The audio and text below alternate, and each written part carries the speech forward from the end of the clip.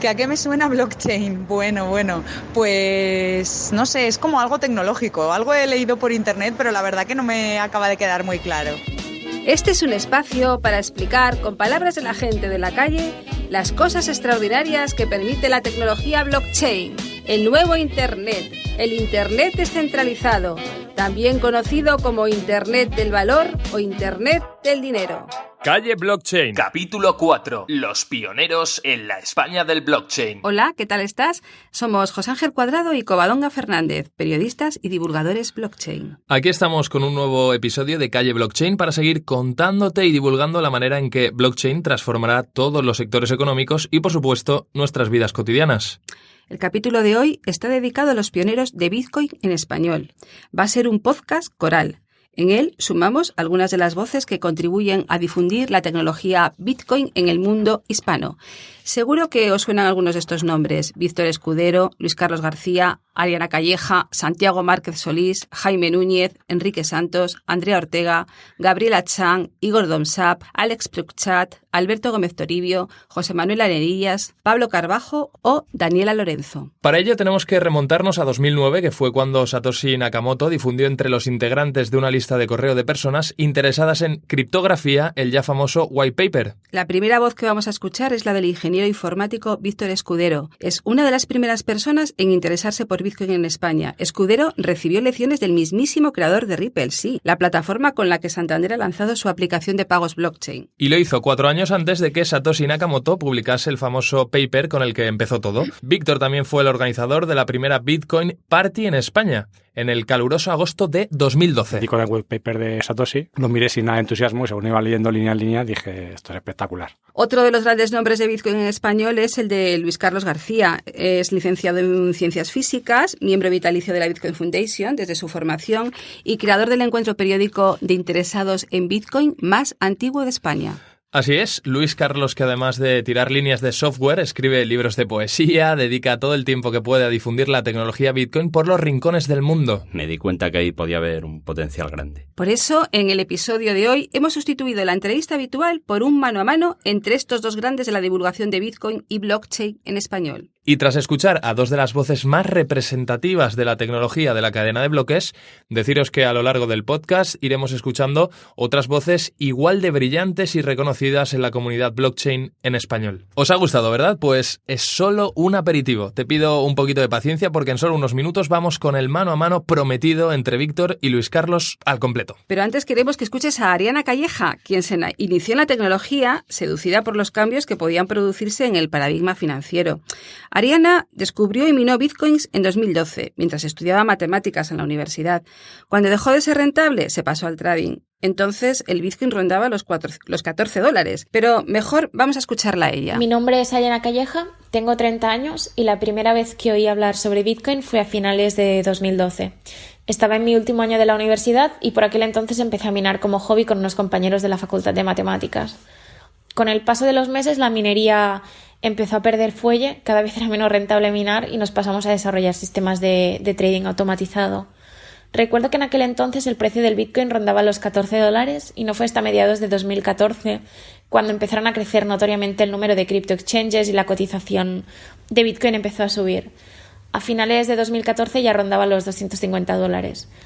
Recuerdo también el colapso de uno de estos exchanges, MTGOX, que fue un suceso que nos conmocionó a todos los usuarios porque en aquellos momentos estábamos operando en un sector totalmente desregulado y ilegal en el que no sabías hacia dónde evolucionaría la legislación.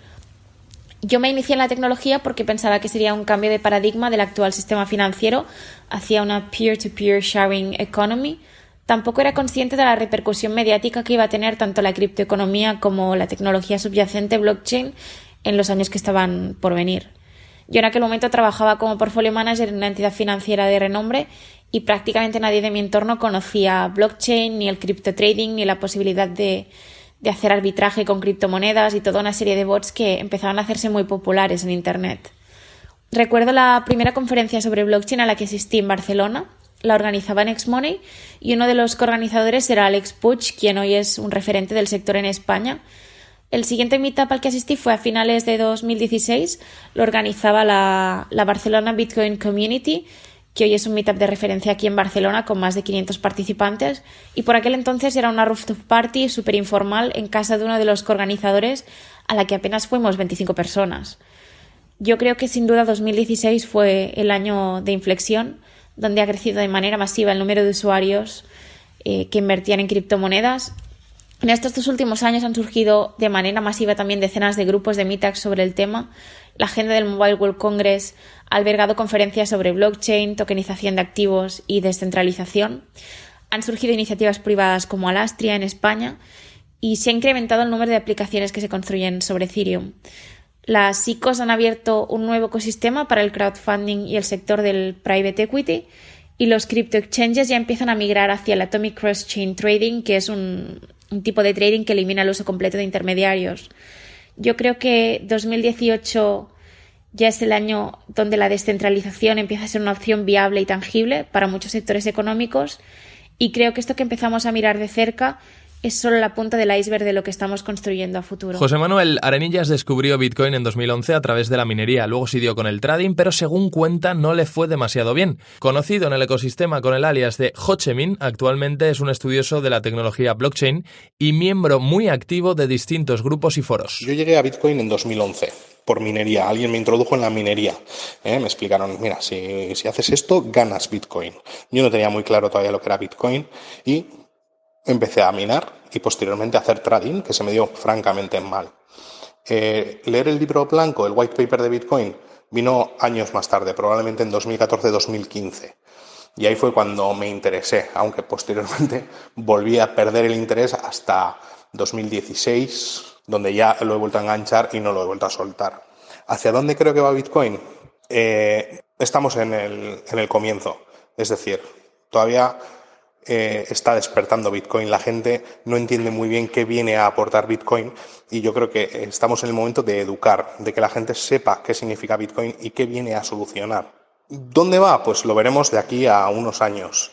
No tenemos prisa tampoco, es decir, Bitcoin está en marcha y no tiene pinta de que se pueda parar. Y ahora sí, damos paso a nuestros 2 invitados de hoy en el estudio de Calle Blockchain, Víctor Escudero y Luis Carlos García. Es una historia larga. Yo lo conocí en el 2009 muy por encima, con referencias, en los cuales hubo 3 personas distintas que me lo referenciaron. Eran personas de ámbitos distintos. Por un lado era una persona que trabajaba con temas de Forex en Australia. Otra persona que en otro momento distinto me lo referenció, que era como muy friki de Linux, de software libre y demás. Y me comentó que están sacando una nueva moneda con una licencia basada en BSD. Y otra persona que por temas de criptografía me dijo, curiosamente, ¿te acuerdas de lo que estuvimos hablando el otro día de criptografía curva elíptica y demás? Pues hay un proyecto que lo están empezando a utilizar. Claro, yo al principio la primera vez lo ignoré completamente. Dije, buah, esto es ciencia ficción, no va a ningún lado. Pero cuando 3 personas de entornos muy distintos te lo referencian, pues te pones a buscar. En aquel momento buscabas en Google y no había nada. Hasta que de casualidad, como unas semanas después, pues di con el white paper de Satoshi, lo miré sin nada de entusiasmo y según iba leyendo línea en línea dije, esto es espectacular. Y en ese momento ya me apasioné. Eso fue muy al comienzo y luego hasta el 2010 no empecé a utilizarlo en el día a día. Yo, en mi caso, las referencias siempre son en español y por los medios, en mi caso por un medio económico, por el blog Salmón, que publicó un artículo en el que hacía referencia a 5 monedas.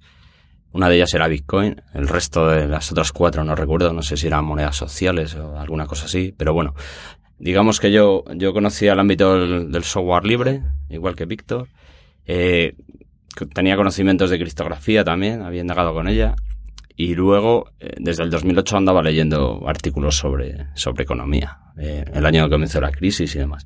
Entonces, cuando veo que hablan de una moneda que está basada en criptografía, cuyo código es software libre y además está protegida por criptografía curva elíptica y tal, me di cuenta que ahí podía haber un potencial grande. Y ya es igual, ya es lo mismo, empiezas a buscar más información y descubres que la construcción es algo que va a cambiar las cosas. Es un desarrollo tecnológico que va a cambiar la realidad y a partir de ahí ya continúas dedicándole el tiempo que tienes, el máximo tiempo que tienes, dedicándole a entender esta tecnología. En su momento era más así, en su momento era mucho más gente, digamos, un perfil más o menos técnico y te gustaba por la tecnología pura, al margen de que pudiera tener revalorización y demás, ¿o no? Actualmente, en general, creo que Bitcoin hay muy poquitos que estamos, yo me considero entre ese pequeño grupo de gente que somos bastante estrictos en lo que entendemos por lo que debería ser Bitcoin. Es decir, no es tanto el valor económico, que actualmente pues puede estar bastante alto para bastante gente, pero lo importante es la tecnología que hay debajo, ¿no? A día de hoy, el grupo que está dominando un poco el tema de Bitcoin, blockchain en general, ya son otros que no son los primigenios, los técnicos originales. De hecho, afortunadamente es así también, porque no tiene sentido una moneda para unos poquitos frikis, si no tiene utilidad para las grandes masas. Sí, intentas entender, porque bueno, ves un cambio, para mí era un cambio de era. O sea, era algo revolucionario. Es como cuando se desarrolla la aviación o cuando aparece el bronce después de la edad de piedra. Para mí era un cambio de era. Entonces, para mí, en ese momento, en lo que podía dedicar el tiempo más relevante era en entender cómo iba a funcionar este tipo de dinero. Porque el hecho de que los estados, que son los que actualmente tienen el control del dinero, dejen de tenerlo y lo vuelva a tener la gente, es un cambio enorme de todo. Yo creo que va a llevar tiempo, es un cambio que no va a ser tan drástico como para verlo en muy poco tiempo, es decir, analizando en un periodo de 8 o 10 años, que es lo que llamamos desde que esto se creó, ahora es relativamente pequeño, pero se están notando cambios, digamos, solamente en la superficie. En la parte más profunda creo que sí los va a haber. Para mí no es tan relevante la parte más económica, de si realmente los estados emiten su propio dinero, o en este caso un banco central, como toda tecnología que está abajo, que se puede utilizar parte para eso, pero sobre todo para otras 50.000 cosas más que no tienen nada que ver con la parte económica. Creo que esta es donde está la potencia. Yo en mi caso, bueno, creo que la aplicación más relevante es la monetaria, desde mi punto de vista. Luego, evidentemente tiene más aplicaciones. Las más relevantes que veo es como registro de cualquier registro básicamente de propiedad, ya sea física o intelectual. Y luego sí, se van expandiendo una serie de casos. Lo que pasa que, de momento, bueno, hay muchos intentos de aplicar las cadenas de bloques que no veo eficaces en muchos ámbitos que se están hablando hoy en día. Pero bueno, en mi caso sí que considero lo más relevante es el cambio de paradigma monetario que supone, porque yo creo que eso va a permitir acceder al sistema financiero a muchos miles de millones de personas que hoy en día están excluidas y que simplemente sus gobiernos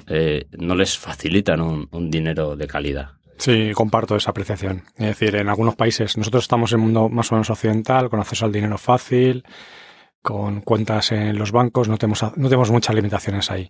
Perfectamente hay muchos países donde eso no lo tienen. Y ahí, efectivamente, Bitcoin y otras criptomonedas son diferenciales. La primera idea que provoca el que aparezca una blockchain, que es la resolución de un doble gasto con un dinero digital, genera una aplicación como monetaria, pero luego, evidentemente, hay muchos más casos en los que la misma tecnología sirve para hacer otras cosas. Bitcoin para mí no deja de ser un caso especial, un caso de uso de esa tecnología blockchain, quizá el más relevante que tenemos hoy en día, el más evidente y donde hay un caso claro de cómo utilizarla, y supone básicamente la punta del iceberg donde mucha gente se centra la atención. Blockchain incluye muchísimas más cosas, pero digamos que si no hubiera un Bitcoin o lo que sea que hubiera salido que demuestre esa funcionalidad, blockchain no tiene absolutamente ningún futuro. Entonces, creo que sigue siendo esto a día de hoy, sigue siendo relevante y sigue siendo relevante para blockchain que haya un proyecto, 2, 3, 4 o 200 que demuestre la validez de la tecnología. En este caso, hay una serie de empresas que a Bitcoin las hace más necesarias o les quita capacidades a esas empresas y entonces no les interesa hablar de Bitcoin y entonces hablamos de algo más suave que es blockchain, básicamente. Pero para mí el desarrollo puntero sigue estando en Bitcoin. Entonces, ahora mismo la cadena más segura es la de Bitcoin. Desde mi punto de vista, el mejor desarrollo del protocolo se sigue haciendo en Bitcoin y entonces hablar de blockchain es hablar más o menos de lo mismo, pero intentando quitar la importancia que tiene Bitcoin, porque en realidad no me interesa que Bitcoin funcione si soy determinadas empresas. Pasa también un caso parecido cuando hablamos de DLTs, de tecnologías distribuidas de bloques. Es decir, hay un montón de tecnologías que pueden hacer eso. De hecho, Ripple también está dentro de esa categoría, si bien no es una blockchain, ¿vale? Pero cuando hablamos de esos términos, muchas veces te vienen a través de muy centrados al Banco Central, te vienen nomenclatura y demás. Dices, es verdad que está en esa categoría, pero para mí lo importante no es que sea una cadena de bloques distribuida, sino todo lo que eso provoca. Es Entonces, estamos centrando el punto de vista, el tiro de forma equivocada, centrándonos en un sitio donde no es el acertado. Efectivamente, Bitcoin, digamos que es el enemigo a batir, no por la banca comercial, sino sobre todo por los bancos centrales. Está asociado a bastante mala prensa, parte con razón de blanqueo de dinero, pornografía, etcétera, obviamente. También los inicios, Internet está asociado a eso. Y posteriormente han ido lavando, digamos, un poco la imagen, ¿no? Hoy en día nadie pone en duda las redes sociales, pero si tenemos un caso repetitivo una vez tras otra, como lo de Facebook, de que al final la privacidad de las personas está en juego, pues al final equivaldría a redes sociales a problemas. Automáticamente habría que cambiar el discurso, ¿no? Entonces, mencionar hoy en día Bitcoin para ciertos entes no es lo más adecuado, entonces se sustituye. Yo la verdad es que ahí ya creo que, bueno, la principal diferencia que tiene respecto a Bitcoin es que simplemente admite un lenguaje de scripting Turing completo, pero no soy programador, entonces a ese nivel no puedo entrar demasiado. Y luego, realmente, el hecho de que tenga bloques dinámicos y que vayan creciendo ha hecho que la cadena de Ethereum haya crecido bastante más que la de Bitcoin. De hecho, ahora mismo debe ser como 4 veces el tamaño de la de Bitcoin y tiene la mitad de años de existencia o menos, Ethereum. Eso supone que tú no puedes ser un par más en la red de Ethereum, porque si tienes un hardware doméstico, no eres capaz de sincronizar un nodo con la cadena de Ethereum. No eres capaz de descargarla y verificarla. Entonces, una cadena de bloques en la que no puedes... Pero recuerdo que en Bitcoin ya tampoco. Para un humano convencional tampoco, ¿eh? Para quitando unos pocos frikis, ¿eh? O sea, no te estoy hablando que tú no puedes tenerlo en casa, pero para una persona en su casa o en su ordenador, a día de hoy es casi inaguantable 100 y pico gigas de 200 y pico que tiene ya. Ya estamos a unos niveles en los que el que quiera hacerlo lo puede hacer, pero ya no estamos en ese... Ya, pero es que en Ethereum podemos encontrarnos en el caso con que lo quieras hacer, no lo puedes hacer. Entonces, para mí es un cambio fundamental en una blockchain cuando estamos hablando de que es un sistema peer-to-peer.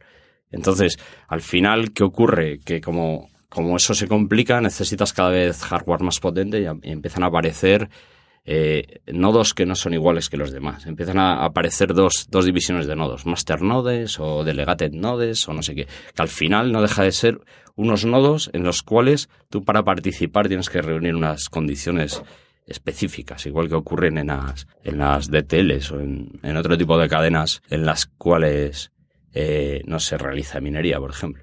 Es el cómo ha evolucionado más bien. Es decir, yo creo que Bitcoin ha hecho una cosa muy buena y es, antes comentaba Luis que dices, vale, Bitcoin no tiene lenguaje Turing complete. De hecho, el programador era capaz y era perfectamente consciente de que esa es una limitación que tenía y no lo quiso sacar porque era código totalmente alfa. O sea, no está ni siquiera aprobado. Entonces, cuando te estás jugando algo en la que tú sacas un experimento que piensas, y eres de los pocos que piensas que esto puede adquirir un cierto valor, efectivamente me parece que es una imagen de sensatez de decir, hay cosas que no quiero meter ahora y posiblemente se podrán meter añadidos. Sidechains, se podrán meter un montón de cosas después. Pero la parte que es el core, no nos compliquemos. TCP/IP es súper sencillo, es fácil de implementar en todas las arquitecturas y funciona muy bien. Luego podemos meter capas superiores por encima que den más funcionalidades. Pero digamos que si lo que quieres es solamente convertir unidades monetarias, envío de dinero, remesas y demás, creo que no hay color. A día de hoy no hay nada ni mínimamente similar. ¿Qué es lo que sucede? Claro, no puedes hacer todo lo que tú quieras. Y en consecuencia, como esto es una comunidad de vecinos muy grande en la que cada decisión cuesta bastante, pues ha habido muchas criptomonedas que han tomado otras alternativas. Ethereum ha crecido bastante rápido.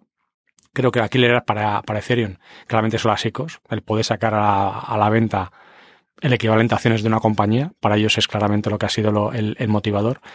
Pero creo que hay una parte, al margen de la cotización de una moneda y otra, al margen de la comunidad o lo que ocupa la cadena de bloques, creo que la parte más importante es el cómo se hace esa gobernanza de esa comunidad.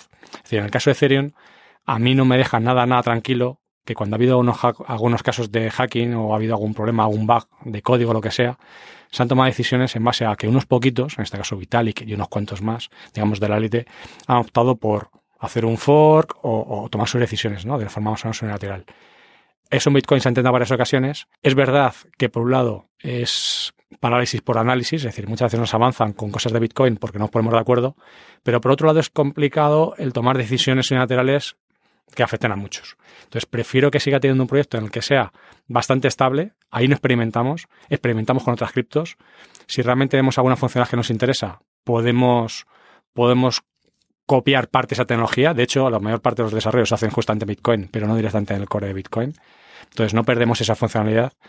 y no nos la jugamos. En el caso de Ethereum, creo que hay bastantes riesgos, no con las criptos que están construyendo por encima, o RC20, el protocolo de un smart contract, sino que al final es muy fácil cometer algún error y al final todas las criptos que están por encima de Ethereum dependen de Ethereum.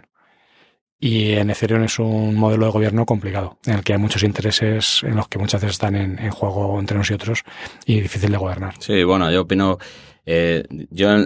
lo que para mucha gente es una desventaja, que es que digamos que Bitcoin no evoluciona lo suficientemente rápido. Para mí el hecho de que las reglas de consenso de Bitcoin sean muy difíciles de modificar, de hecho para mí es un valor. El que no sea fácil decidir cambiar determinadas reglas que van a afectar a todo el mundo y ese cambio al final siempre acaba beneficiando a alguien y perjudicando a alguien, sea difícil de hacer, para mí es un valor de la inmutabilidad de la cadena. Porque quiere la parte de programabilidad, la parte de programabilidad del dinero. Entonces, Ethereum te da las facilidades para poderlo hacer de forma más sencilla. Tienes el lenguaje completo, lo de Turing Complete solamente es de forma muy reducida, tienes todas las secuencias de control que tienes en cualquier lenguaje. Tienes secuencias de control de bucles, un for, un do while, o sea, tienes todas las secuencias estas.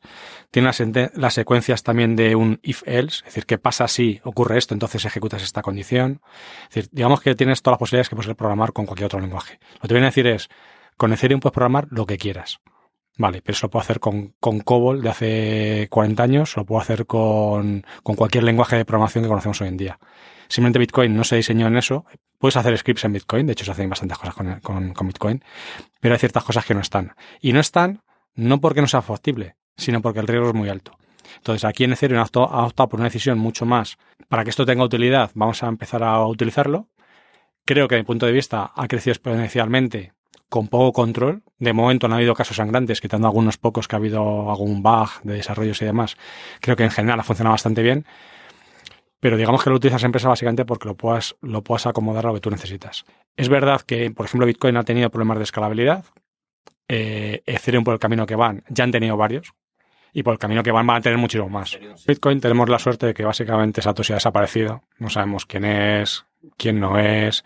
Entonces es difícil de ejercer acciones coercitivas contra él o que tome ciertas decisiones, ¿no? Porque digamos que Satoshi sería una persona que se le discutiría poco cualquier decisión. Entonces, incluso aunque tomara una decisión equivocada, sería difícil discutir que esa decisión es equivocada. Meritocracia, en la cual los ganos se los quitan en base a todo el histórico que han ido demostrando. Entonces, es verdad que puede estar equivocado en algo que puede decir, pero se demuestra que históricamente el 90% tiene razón. Entonces, al final, cuando discutes con una persona que suele tener razón casi siempre, al final, todos los techies, lo bueno que en ese sentido sí que tenemos y yo me considero también, es que aceptamos argumentos. Es decir, si realmente tienes razón, sea Satoshi o sea quien sea. Entonces, lo importante es que lo demuestres. Y tienes que demostrar con argumentos y con peso, ¿no? Y en el caso de Vitalik, pues al fin y al cabo hay unos poquitos, pero son, digamos que son personas, como uno más. Entonces, si en un momento dado va a visitarle la NSA a su casa o le aperciben de alguna forma, bueno, pues puede empezar a cambiar de comportamiento. Y eso, afortunadamente, en el caso de Bitcoin no lo tiene. No tiene una forma, digamos, un punto sensible en el tocar. Lo bueno es que, aunque ahora apareciera de repente Satoshi, incluso así tendrías una parte que podrían afectar, que es un 5% del total, que eso tiene en propiedad, digamos, Satoshi, ¿de acuerdo? Puede bajar el valor de Bitcoin muchísimo, o subir, o hacer lo que quiera. Pero digamos que ya no tiene responsabilidades sobre las decisiones que lo que va a venir ahora, los nuevos desarrollos y demás.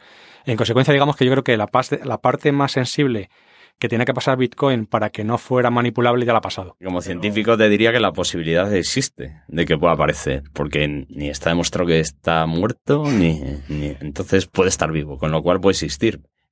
Si me preguntas qué creo, yo creo que no se va a dar a conocer. Podría ser. Yo no creo que sea que él aparezca como tal, sino que al final aparezcan documentos y se le pueda relacionar. Pero de momento nadie ha demostrado con una firma criptográfica que realmente él es el que maneja determinados Bitcoin de un bloque que sabemos que minó Satoshi. Lo bueno de esto es que la parte menos relevante es realmente quién sea esta persona, porque no lo puedes alterar, o sea, no lo puedes manipular. Y él ya tomó la idea de antemano de decir, este conocimiento lo tengo que hacer público, tiene que estar en el dominio público y, en consecuencia, a partir de ahora, estas son mis ideas, os pongo una muestra codificada en C++ para que veas un programa en modo prueba de concepto de que realmente funciona, y a partir de ahí os lo dejo en herencia. A partir de ese momento, ya esa persona deja de tener tanto impacto en en esto. Y eso es el movimiento justamente de software libre, que es la parte diferencial para mí. Es la ventaja del software libre. O sea, de una vez que muestras el código y explicas la manera de resolver un problema que no tenía solución antes, a partir de ahí ya la tecnología ya cobra vida propia, independientemente de que tú puedas dirigirla o no. Era cuando los tiempos fáciles, los que eras capaz de minar con un portátil e incluso así encontrar bitcoins. Hoy en día ya... Bueno, yo llegué un poco más tarde, ya necesitabas GPU, pero... Sí, he visto todas las fases de CPU, GPU, FPGAs, ASIC... Pero todavía era un PC doméstico... Yo puedo decir que en su día eran 50, que por supuesto vendía a los 4 minutos, cuando no valían nada, y lo que directamente llega del trabajo, pones el portátil del trabajo, te pones ahí, dejas encendido, te vas a cenar y cuando vuelves, en cuestión de media hora, 3/4 de hora, ya tienes ahí 50 bitcoins. Eso lo haces una vez y dices, pues muy bien, no valen nada, pues vale, sé que funciona, fantástico. O sea, lo que estás leyendo de código, pues mira, lo he encontrado. Y de hecho, si intentas enviar a otra dirección y te dicen, no, hasta no se valen 120 veces, no puedes enviarlos. O sea, dices, pues esto que viene en el código, efectivamente, luego cuando los encuentras, son totalmente anónimos y efectivamente no te dejan enviarlos.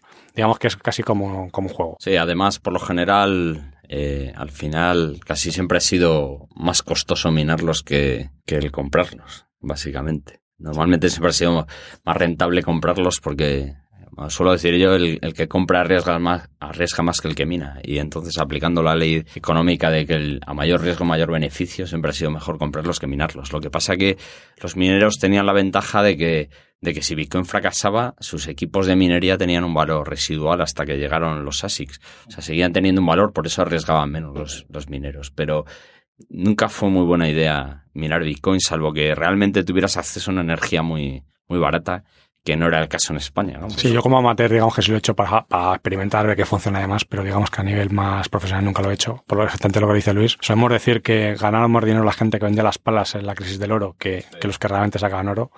Aquí es un caso muy claro, porque era invertir en tecnología, la tecnología se aprecia mucho más rápido, además se autoajusta la dificultad, en consecuencia vas a tener complicaciones para poder retar a otros. Estás compitiendo en un mercado libre en el que cualquiera que tenga acceso a energía más barata que tú o acceso a tecnología más rápida que tú va a competir en mejores condiciones que tú. Entonces realmente es un mercado tan competitivo que solamente unos poquitos era rentable. Sí, al final las empresas que tenían éxito no eran los mineros, los que tenían éxito eran los que fabricaban equipos de minería y los vendían, o bien los que habían montado un pool minero que se quedaban las comisiones que producían los mineros. Esos al final eran los modelos de negocio que realmente funcionaban, porque el minero que estaba obligado a vender para financiar los costes de la minería era muy difícil que lograra poder llegar a vivir de ello, o realmente los rendimientos que tenía eran muy, muy pequeños. Yo lo veo que es como, o sea, lo veo con cierta tristeza, ¿no? Porque al fin y al cabo la idea de Satoshi era que cada persona, cada humano fuera un voto, ¿no? Es una especie de democracia en la que das votos a cualquiera, ¿no? Entonces al fin y al cabo que cualquier persona pueda participar. A día de hoy solamente los mineros son los que realmente están votando, aunque hay mucho ecosistema detrás y los mineros no pueden tomar decisiones que van en contra de los usuarios o de otros negocios. Digamos que a nivel de protocolo los mineros se ha demostrado que no tienen capacidad si no convences al resto, pero sí que al final es un punto de centralización. Eso es. Entonces el caso es que al final tienes una centralización muy grande en unas poquitas personas que además ya ni siquiera cualquiera puede participar. Estamos hablando de granjas bestiales tienes que contratar servicios de Amazon o de otros en la nube. Si no son CPDs físicos en China directamente, no porque la energía sea más barata, sino porque la tecnología sale allí con meses de diferencia frente al resto. Entonces al final tienes una capacidad de cómputo bestial centralizado ahí y en manos de muy poquitas personas. Y eso es un riesgo grande. Bueno, a nivel tecnológico considero que sigue avanzando bastante. De hecho, por ejemplo, recuerdo cuando nos reuníamos en Doit, teníamos el problema, siempre se hablaba de que Bitcoin, por ejemplo, tenía el problema de los pagos inmediatos. Necesitabas esperar 6 confirmaciones o si eran pequeñas cantidades, alguna confirmación. Pagar sin confirmaciones era un riesgo. Hoy en día es posible que tengamos un protocolo sobre Bitcoin que permita pagos instantáneos a muy bajas tasas de comisión. Entonces, para mí sí, o sea, el desarrollo tecnológico que sigue teniendo el protocolo y capas que se están haciendo sobre el protocolo, para mí sigue siendo muy innovador y muy relevante. Continúa cambiando O sea, progresando quizá bastante más rápido de lo que podíamos imaginar. Sí, ha habido que renunciar a un poquito de seguridad extrema, digamos, a cambio de cierta velocidad. Y es un compromiso razonable que además puede regular. En consecuencia, pues bastante bien. Quizá la ventaja principal es que como toda la tecnología que se está haciendo sobre una cadena de bloques, aunque sea Ethereum, no sea Dash o sea cualquier otra criptomoneda, al final, como es un ecosistema todo abierto, rápidamente se da a conocer. Entonces, si al final alguien ha desarrollado algo que sea realmente innovador en su cripto, rápidamente, si es bueno, se copia en Bitcoin, se copia en Ethereum, se copia en todas. Y al final se va retroalimentando. Entonces, lo que era un ecosistema de unos poquitos, al final es un ecosistema bestial en que todos sacamos partido. Pues yo creo que aquí en España estamos bastante por detrás, me da la sensación, comparado con lo que se está haciendo, sobre todo en los centros, en los países pioneros del mundo, no sé. Bueno, tenemos 2 o 3 empresas, más o menos un poco relevantes. ¿Cuáles? Relacionadas con el mundo de Bitcoin, sobre todo Bitnovo, Bit2Me y... Yo creo que no estamos tan por detrás, porque en general creo que los avances no son muy grandes. Sí, pero bueno, hay proyectos de estos, hay un montón. Pero yo creo que no estamos tan por detrás, pero creo que la parte más importante es la parte formativa. Es decir, ahora mismo estamos en la fase en la que las empresas, hay algunas puntuales que están haciendo algo, pero creemos que necesitamos una masa crítica de gente que tenga la base para poder construir. Y a partir de ahí, de repente, de una masa de gente bastante grande, saldrán ideas innovadoras y alguna saldrá. De hecho, en eso creo que somos los españoles bastante diferenciales en la parte de innovación y al final sale. Tú, una cadena de bloques te proporciona inmutabilidad de los datos, pero no te proporciona veracidad. Y yo casi siempre que oigo hablar veo que confunden esas dos cosas. Veo que están hablando de veracidad de los datos cuando no puedes hablar de veracidad de los datos. El problema, salvo que sean eventos internos como los saldos de las direcciones o algún registro de alguna cosa, de un registro que una persona registre una creación suya, el resto...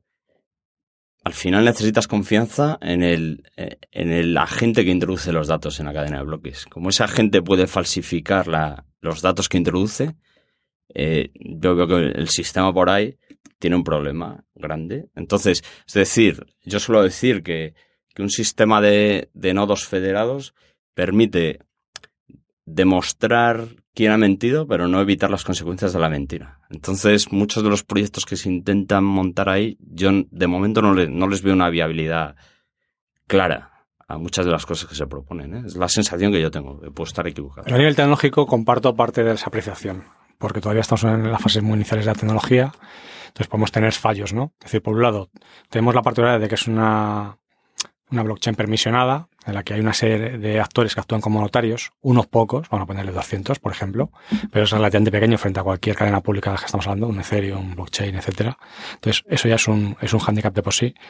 Pero luego, al final, es que además, también a nivel de seguridad, que hace que esos nodos que utilizan cierta tecnología basada en Ethereum, con un protocolo X, la tecnología está está la parte, digamos, todavía en la infancia. Entonces podemos tener un fallo de seguridad en el que sean capaces de acceder a no sé cuántos nodos en paralelo y al final sean capaces de modificar lo que está sucediendo. Parar transacciones o directamente alterarlas. Imagino que has disfrutado tanto como nosotros escuchando a estos dos grandes del Bitcoin y la tecnología blockchain. Así que, sin más dilación, vamos con otro de nuestros pioneros. Se trata de Igor Domšak. Este periodista residente en La Palma compró su primer Bitcoin en 2011. Experimentó con la criptomoneda durante un tiempo, la abandonó y volvió con fuerza el año pasado. En la actualidad es un miembro muy activo de la comunidad Agorachain, donde, entre otras cosas, participa en las labores de edición del magazine de la comunidad. Me llamo Igor y conocí Bitcoin en el año 2010, aunque no me decidí a comprarlo hasta 2 años después, principalmente para adquirir medicinas y golosinas en Silk Road, el primer mercado de sustancias psicoactivas de la Deep Web. Cuando yo invertí, un Bitcoin valía 30 euros, y ya recuerdo que por aquel entonces nos parecía demasiado caro, y su minería resultaba inasequible. Pero su valor siguió subiendo, y ya nunca volvimos a ver esos precios. Hice algunas adquisiciones, vendí para recuperar los euros invertidos y también invertí un Bitcoin en minería en la nube. Nunca lo llegué a recuperar. Además, jugué a especular con su precio en la que por aquel entonces era la mayor casa de intercambio de Bitcoins, Mt. Gox, donde perdí casi toda mi inversión en 2014, cuando quebró. A muchos en aquel momento se nos desinfló la ilusión. Desde entonces me mantuve unos años al margen de las criptomonedas, para volver en 2017 a retomarlas con firmeza. En aquellos primeros años nadie sabía lo que podía pasar. Hoy, al ver la tremenda explosión que ha sufrido esta tecnología y sus múltiples aplicaciones para descentralizar la sociedad, puedo afirmar que Bitcoin solo supuso la chispa de una revolución que va a transformar de manera radical nuestro modo de relacionarnos con el mundo, eliminando a todos los intermediarios que solo obstaculizan y ralentizan el libre discurrir del mercado. Como decía en el primer artículo que escribí para la revista Agorachain, la descentralización ha llegado para quedarse. A estas alturas se ha globalizado y ya no hay quien la detenga. Y ahora vamos a escuchar a Alex Preuchat, una de las personas más conocidas del ecosistema blockchain español, dentro y fuera de nuestras fronteras. Artífice del libro Blockchain, la revolución industrial de Internet, el primer libro escrito en español sobre esa tecnología y uno de los más vendidos en el mundo. Alex también es el creador del primer cómic sobre Bitcoin en el mundo y creador de la comunidad Blockchain España. Te dejamos que te cuente él cómo empezó su aventura con Bitcoin. Me llamo Alex Preuchat y conocí Bitcoin en el mes de abril-mayo del año 2011 a través de un vídeo de Amir Taki que presentaba en una conferencia de pagos en Holanda, y me llamó la atención y envié enseguida o al poco tiempo 50 euros a Mt. Gox, y ese dinero nunca llegó a Mt. Gox, o yo por lo menos no lo vi, y no pude comprar bitcoins. Y al poco tiempo nació mi hijo y ya no volví a interesarme por Bitcoin hasta finales del 2012, porque muchas personas de mi entorno, o algunas personas de mi entorno, me decían que lo tenía que ver, y empecé a ir a conferencias, a leer, y cada día pues me fui metiendo más, y ahí es donde conocí Bitcoin. De ahí pasé a hacer la primera novela gráfica del mundo sobre Bitcoin, que se llama Bitcoin, la caza de Satoshi Nakamoto. Publiqué en el año 2017 con otros autores lo que se ha convertido en un libro de referencia sobre blockchain, que se llama Blockchain, la revolución industrial de Internet, y también creé junto a Almudena de la Mata Blockchain España en el año 2017. Y sigo participando en muchos proyectos del ecosistema, tanto a nivel empresarial como a nivel de comunidad, porque creo que la descentralización ofrece un camino potencial de futuro para crear una sociedad más justa, y esa es mi esperanza, de que podamos utilizar estas herramientas con ese objetivo. Gabriela Chan descubrió blockchain editando contenidos para EthicHub. Gabriela nació en México y estudió diseño de producto. Ha trabajado como freelance la mayor parte de su vida profesional. Antes de mudarse a España, trabajó en la Secretaría de Desarrollo Económico, liderando el departamento de diseño y de marca. Mi relación con blockchain comenzó como editora del white paper de la plataforma EthicHub. Y cuando aprendí más sobre esta tecnología, fue como amor a primera vista. En el momento en que pude vislumbrar su poderosa capacidad para transformar nuestro mundo, me tiré de cabeza en este proyecto, porque estoy convencida de que el mutuo beneficio es el verdadero motor de un desarrollo económico sostenible. Blockchain es una solución global formidable que no está en manos de otras personas. Esta vez está en nuestras manos la capacidad de cambiar el mundo. La voz que vamos a escuchar ahora es la del ingeniero informático Santiago Márquez Solís. Descubrió Bitcoin en 2012 de la mano de un compañero de trabajo y desde entonces no ha parado de evangelizar sobre esta divisa electrónica. Es coautor del libro Blockchain, la revolución industrial de Internet, y autor de los libros Bitcoin, jaque mate al sistema financiero, y Bitcoin, guía completa de la moneda del futuro. Bueno, pues yo conocí Bitcoin allá por el año 2013, aunque es cierto que el paper de Satoshi fue en algún momento de finales de 2011 o principios de 2012, no lo recuerdo exactamente, cuando lo leí por primera vez, aunque tengo que reconocer que no le presté ningún tipo de atención. Al menos no llegué a entender pues esas implicaciones que se estaban definiendo en ese momento. A partir de 2013, como te digo, y sí que después de algunos intentos nada rentables de minar, decidí meterme a saco con el mundo de las criptos. Y la forma en la que lo hice pues fue entrar comprando, pues como casi todo el mundo en esa época, en MTGOs, ¿no? Si tuviera que hacer una valoración del mundo de las criptos, viéndolas en perspectiva de lo que el mundo era hace unos años y lo que hoy tenemos, pues a mí personalmente me parece increíble lo que se ha conseguido.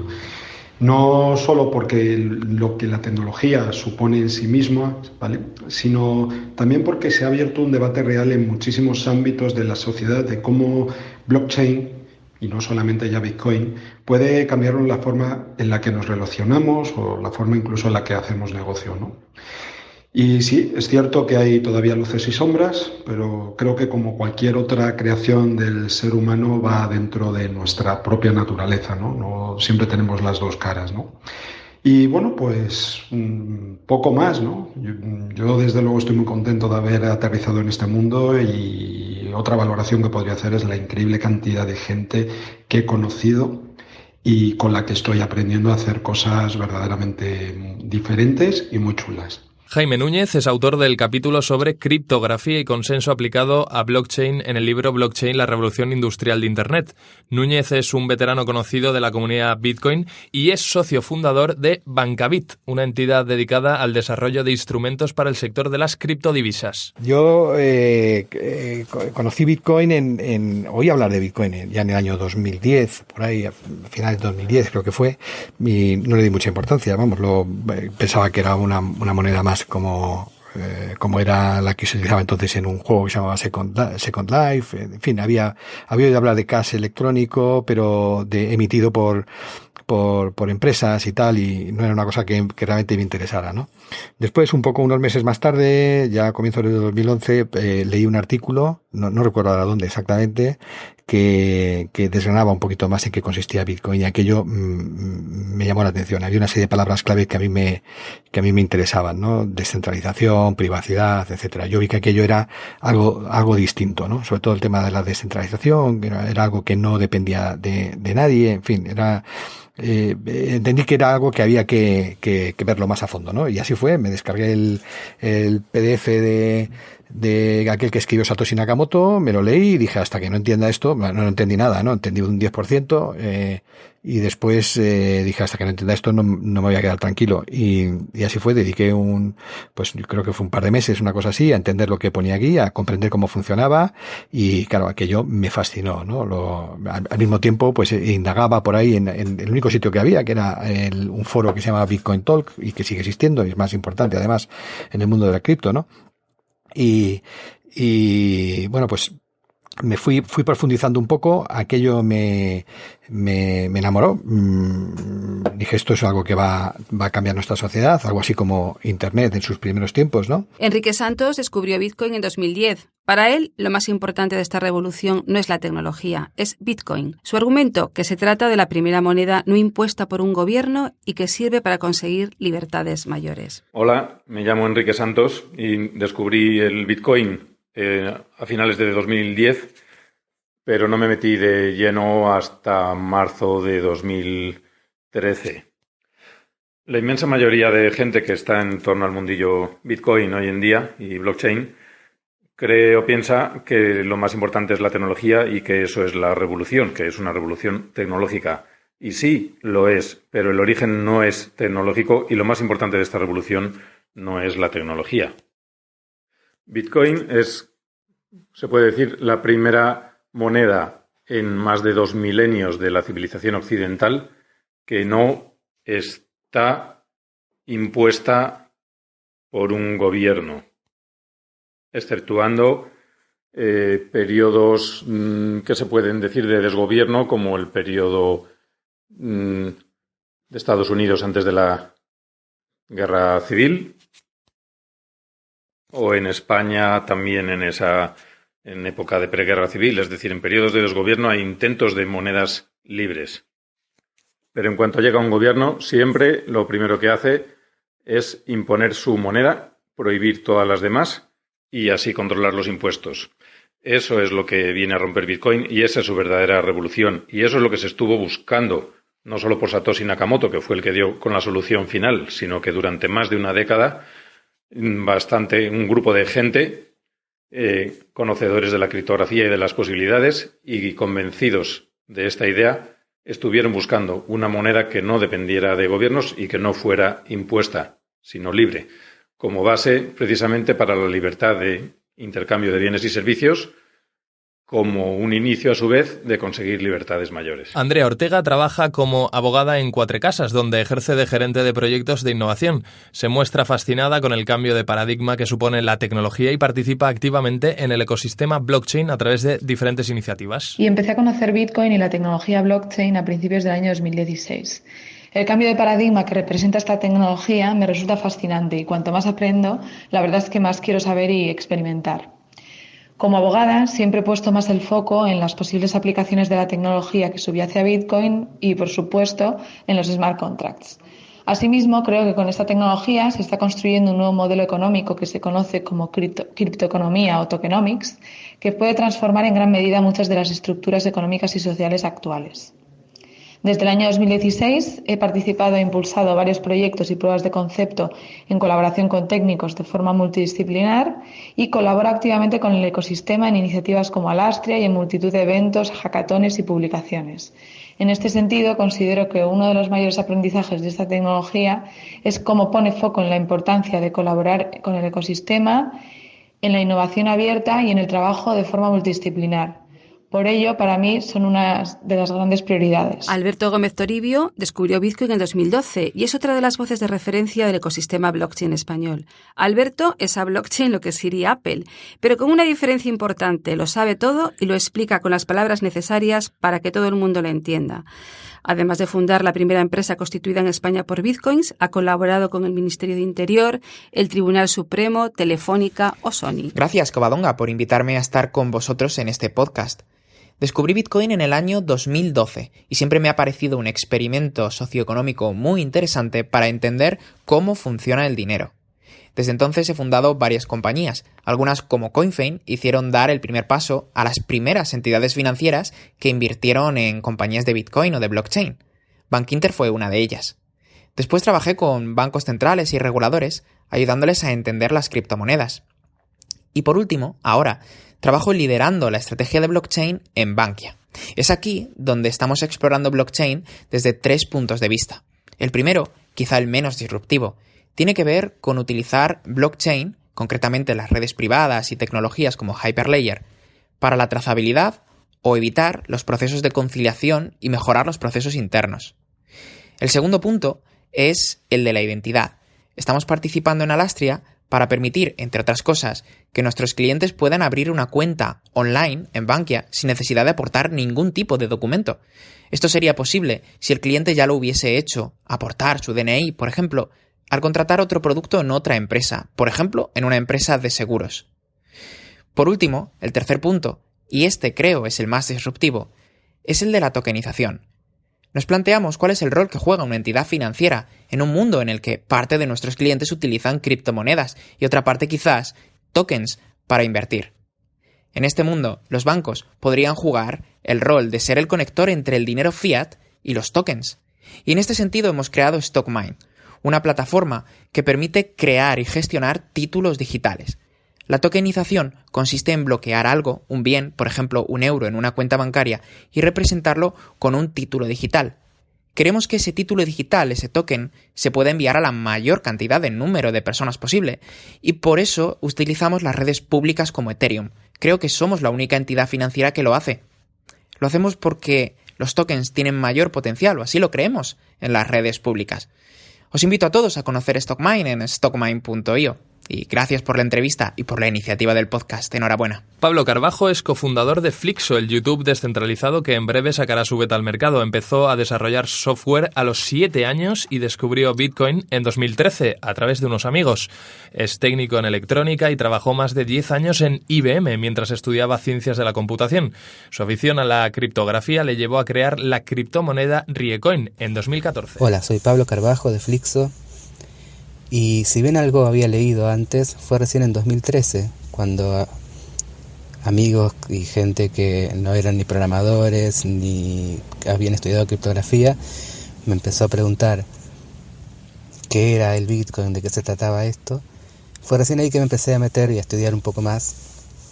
Y ahí empezó un viaje fascinante en el cual me vi estudiando cosas que jamás me hubiera imaginado, como macroeconomía, por ejemplo. Y después la evolución de esto fue una cosa espectacular, sorprendente, bastante impredecible. No solo el valor del precio del Bitcoin, sino todo lo que sucede alrededor. Es muy interesante ver cómo cuando los incentivos y los intereses están alineados, se pueden ir construyendo cosas muy grandes. Y todavía falta ver mucho más porque le falta madurar al marco legal, falta que maduren las soluciones de escalabilidad, así que todavía tenemos muchas cosas muy interesantes por ver. Daniela Lorenzo cuenta con una doble licenciatura en Ingeniería, Informática y Matemáticas. Lleva la parte de blockchain en el Grupo Olivo, el grupo empresarial al que pertenece Go Madrid, donde se ocupa del sector de innovación que se llama Tokio. Antes trabajó en una empresa de BBVA como desarrolladora web con diferentes lenguajes de programación. Hola, me llamo Daniela Lorenzo, tengo 27 años y llevo la parte de innovación y blockchain en Olivo. Conozco Bitcoin desde hace bastantes años, pero la verdad es que nunca me llamó mucho la atención hasta hace cosa de 2 años y medio que fui dándome cuenta que se estaba integrando y se estaba permitiendo su uso en muchísimas aplicaciones que algunos usamos casi a diario, ¿no? Pues un día me senté con un amigo que conoce mucho este ámbito y me recomendó un libro que se llama The Internet of Money, que levantó muchísimo más mi interés en Bitcoin. A partir de ahí fui a varias conferencias, fui a hackatones, hice varios cursos y empezamos a crear nuestro propio departamento de blockchain en nuestra comunidad de Go Madrid. Creamos ahí nuestro primer proyecto de esta tecnología que se llama Tokio. Y incluso este proyecto se presentó en un evento en Londres que se llama European FinTech Mission to the UK y ganamos el tercer premio. Lo fuimos presentando en diferentes empresas, adaptándolo a las necesidades de cada uno y es realmente increíble la cantidad de casos de uso diferentes que te puede ofrecer cada sector y la cantidad, y los sectores diferentes que buscan hacer cosas con blockchain. Al fin y al cabo, es una herramienta que ahorra tiempo y costes de administración y, por supuesto, esto permite que el blockchain se pueda aplicar no solo en el sector financiero, sino que me atrevería a decir que en cualquier sector. Básicamente, blockchain trata de crear y gestionar confianza y la idea es crear aplicaciones descentralizadas, pero es verdad que estamos en un momento de aprendizaje que en muchas ocasiones ni siquiera se usa como se debería usar. La gente está investigando, aprendiendo, intentando aplicarlo casi que a todo. Pero esperemos que según vaya avanzando la gente entienda más sobre esta tecnología y podamos llegar a un punto total de descentralización donde la única posibilidad que tenemos es basarnos en el consenso de toda una comunidad que al final es la finalidad de esta tecnología. Con Daniela ponemos punto y final a todas estas interesantísimas experiencias blockchain, esperando que las hayáis disfrutado tanto como nosotros.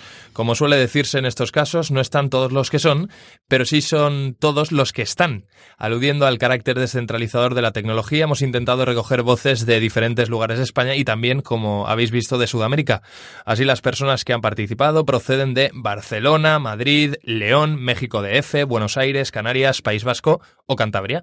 Desde aquí agradecemos a todas y a todos que hayan querido compartir su tiempo con nosotros en Calle Blockchain. Y como va de pioneros, antes de irnos queremos que conozcas la comunidad AgoraChain, la plaza pública descentralizada que ya está trabajando en el diseño de un token para remunerar a los miembros de la comunidad que trabajan en la expansión del proyecto. Así es, para contarnos en qué consiste AgoraChain contamos con Alberto García, gran entusiasta del poder descentralizador de la tecnología blockchain y estudiante de informática en la actualidad. Hola a todos criptoyentes, me llamo Alberto y estoy en vuestros oídos para hablaros del proyecto de AgoraChain. AgoraChain es una plataforma de comunicación descentralizada en lengua española. Estamos formados por un equipo con amplio conocimiento en muchas áreas como pueden ser la tecnología, la economía, el derecho, el marketing o la publicidad. Nuestro objetivo es conectar a personas y proyectos sobre la blockchain mediante nuestras redes sociales, canales de Telegram y nuestro producto distintivo, la revista mensual de AgoraChain, que está formada de artículos redactados por nuestros excelentes colaboradores, además de interesantes entrevistas a proyectos reales del panorama de la cadena de bloques. También tenemos un interesante programa online llamado AgoraChain TV, donde podrás debatir y escuchar en directo a nuestros colaboradores. Si esto no te ha resultado lo suficientemente atractivo, has de saber que estamos desarrollando una criptomoneda para recompensar a nuestros más activos colaboradores, realizar sorteos y muchas más sorpresas. Toda persona es bienvenida a nuestro ecosistema, así que anímate a visitar la plaza. Abrochaos los cinturones y descubrid el verdadero valor de AgoraChain, las personas que lo forman y colaboran para conseguir un bien común, con opiniones muy diversas y de donde aprender infinidad de cosas. Este podcast está realizado por José Ángel Cuadrado, periodista especializado en tecnología e innovación y divulgador blockchain, Covadonga Fernández, periodista fundadora de Blockchain Media, Observatorio Blockchain y Comunica Blockchain, y Daguamuru Fernández, divulgadora blockchain y criptoemprendedora.